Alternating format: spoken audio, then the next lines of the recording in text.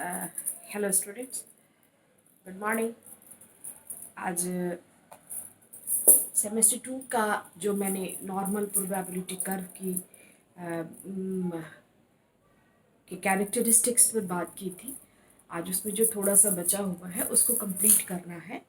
और उसके बाद नेक्स्ट वीडियो, फिर आज दो वीडियो मैं आप लोगों को प्रोवाइड करूँगी और उसमें applications of normal probability curve पे बात करेंगे हम लोग। आई थिंक जो भी चीज़ें, जो भी मटेरियल मैं इस माध्यम से आपको पहुंचा रही हूँ, वेरी सॉरी कि क्लासरूम गूगल क्लासरूम में ज्वाइन नहीं कर पाई due to the weak connection of internet in this area. तो ये तरीका आप लोगों को कैसा लग रहा है, आप लोग मुझे मेंशन करेंगी। आई होप कि आप मेंशन करेंगे। चलिए, आज हम आप लोगों को 7th या 8th पॉइंट तक हम किया था, लेकिन उसको हम फिर से समझा देते हैं आपको। 7th 8th पॉइंट तक हमने किया था, तो 7वां जो हमारा ये है, 7वां जो पॉइंट है, वो 7वां पॉइंट जो है उसको नॉर्मल प्रोबेबिलिटी कर्व अपने बेस लाइन से कभी भी नहीं मिलता है। इसको मैं फिर से दोहरा रही हूँ, पिछली वीडियो में भी ये था, तो पिछले क्लास में भी था। तो बेस लाइन से कभी भी नहीं मिलता है, उसको दाएं और बाएं चाहे जितना भी आप बढ़ा दीजिए, लेफ्ट जाइए या राइट जाइए, कितना भी बढ़ा दीजिए, कुछ ना कुछ केसेस जो हैं वहाँ छूट ही जाते हैं और कभी भी बेस लाइन से नहीं मिलता है। इस पॉइंट को आप ज़रूर याद रखिएगा। और परंतु +-2.58 पर, प्लस माइनस दोनों इस तरह लिखते हैं, +-2.58 पर 99.02% केसेस ऑफ द पॉपुलेशन प्राप्त हो जाते हैं। ये एक एस्टैब्लिश्ड फैक्ट है। और ±3z के अंदर 99.92% केसेस जो हैं वो प्राप्त कर लिए जाते हैं, मिल जाते हैं, जिसको लगभग 100% माना जाता है। तो 0.02% जो है वो केसेस कभी भी आपको इग्नोर करके हम चलते हैं, क्योंकि वो बेस लाइन से कभी मिलता नहीं है। और वही 0.02% जो है वो बेस लाइन के नहीं मिलने का कारण है पॉपुलेशन के। तो कि एनपीसी के बेस लाइन पर ±3z के अंदर ही, ऐसा भी मानना है कि एनपीसी के ±3z के अंदर ही ये पूरे केसेस 100% केस जो है वो लाइज करते हैं। ये एक बहुत ही स्पष्ट एस्टैब्लिश्ड फैक्ट है। नेक्स्ट 8th पॉइंट को मैं फिर से समझा रही हूँ कि एनपीसी के विभिन्न क्षेत्रों में जनसंख्या की निश्चित भाग पाया जाता है। जैसे 0 से एनपीसी टेबल से पता चलता है कि सेंटर से 1z तक 34.13% केसेस पाए जाते हैं। 34.13% केसेस पाए जाते हैं, 34.13 प्राप्त होते हैं। और 1z से 2z के बीच में 13.59% केसेस पाए जाते हैं। और 2z से 3z के बीच में 2.24 केसेस प्राप्त किए जाते हैं। ये एकदम एस्टैब्लिश्ड फैक्ट है। और आप जब एक तरफ का, और चूंकि बेल शेप्ड होता है, तो जो इधर पाया जा, इस साइड 0 यहाँ पर है और इधर 34.13%, उसके आगे 13.59% और उसके आगे 2.24%।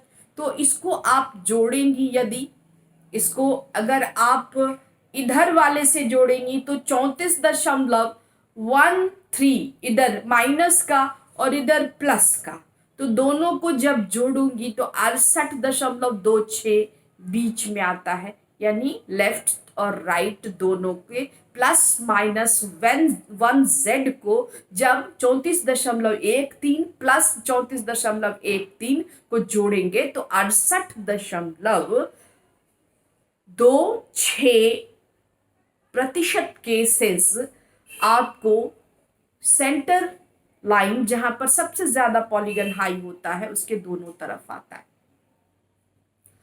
और इसी तरह से जब 1z से 2z तक का 13.59 और माइनस का और -1z से 2z तक का जो परसेंट केसेस जो लाई करते हैं वो 13.59 होते हैं और प्लस में भी 13.59 होते हैं। तो इन दोनों को जब आप जोड़िएगा तो 13 दूना 26 और आप जोड़ लीजिए इसको और उधर 2.24 केसेस लास्ट में आते हैं। तो सबको जोड़ने के बाद आपको 99.92% ही केसेस में ही प्राप्त होगा, यानी बाकी जो है वो एरर में जाता है। चलिए अब 9वें पॉइंट पर हम लोग डिस्कस करते हैं। और एनपीसी का मीन मीडियन मोड सभी जो है वो सेंटर में ही रहता है।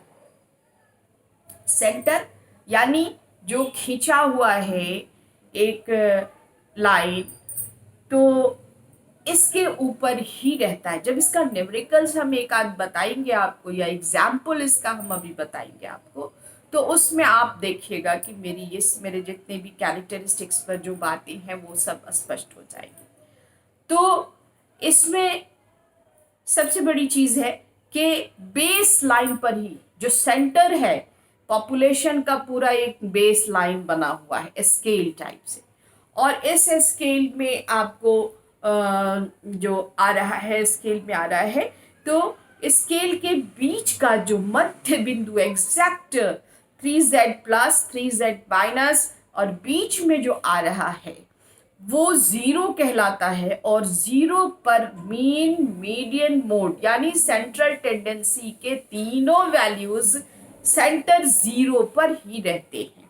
ये आपका 9th पॉइंट है। उसके बाद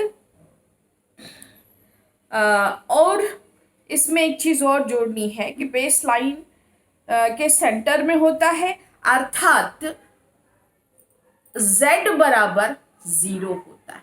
z बराबर 0 होता है। एक बोर्ड क्लास भी इसमें आप लोगों को जरूरी है, मैं आपको वो भी प्रोवाइड करूंगी। नेक्स्ट आइए, एनपीसी में 1z की हैसियत वही है जो विचलन में सैंपल में एसडी की है। सैंपल में एसडी की है, सॉरी विचलन नहीं, सैंपल में एसडी की है। कोई भी सैंपल जब हम लेते हैं तो उसकी सेंट्रल टेंडेंसी निकालते हैं, फिर उसकी विचलन की जांच करते हैं, मेजर्स ऑफ एसडी निकालते हैं, तो एसडी की के बराबर ही होता है 1z। नेक्स्ट आपको आइए कि एनपीसी के सिंपल स्टैटिस्टिक्स भी फिट हो जाता है। एनपीसी में सिंपल स्टैटिस्टिक्स भी फिट होता है। और 12वां पॉइंट है इसका कि एनपीसी बेसलाइन के प्रत्येक पॉइंट पर कर्व की ऊंचाई अर्थात उस स्कोर को प्राप्त करने वाले लोगों की संख्या मालूम की जा सकती है। फिर से दोहरा दें, एनपीसी के बेस लाइन के प्रत्येक पॉइंट पर कर्व की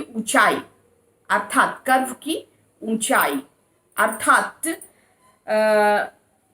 स्कोर्स को प्राप्त करने वाले लोगों की संख्या मालूम की जा सकती है कि कितने लोग वहां पर उस जेड में आ रहे हैं।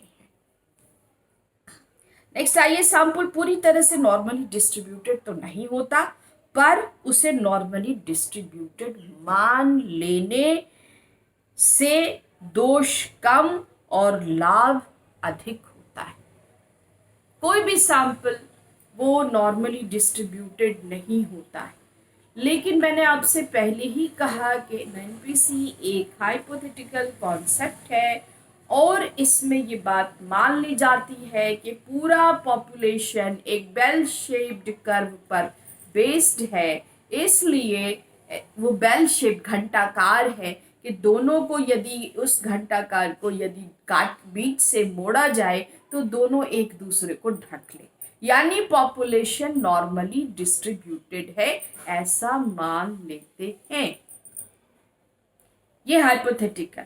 हम किसी भी पॉपुलेशन पे जब काम करते हैं तो हमको ये मान लेना चाहिए कि वो पॉपुलेशन जो है नॉर्मली डिस्ट्रीब्यूटेड है। अब इसका जब हम बोर्ड पे लिया हुआ क्लास आपको प्रोवाइड करेंगे तो एग्जाम्पल में आपको समझाएंगे। तो आज इस क्लास में इतना ही रहने दीजिए और नेक्स्ट क्लास में हम आपसे जब मिलेंगे तो ये सारी चीज़ें आपको बोर्ड पे स्पष्ट करके दिखाएंगे। Now over.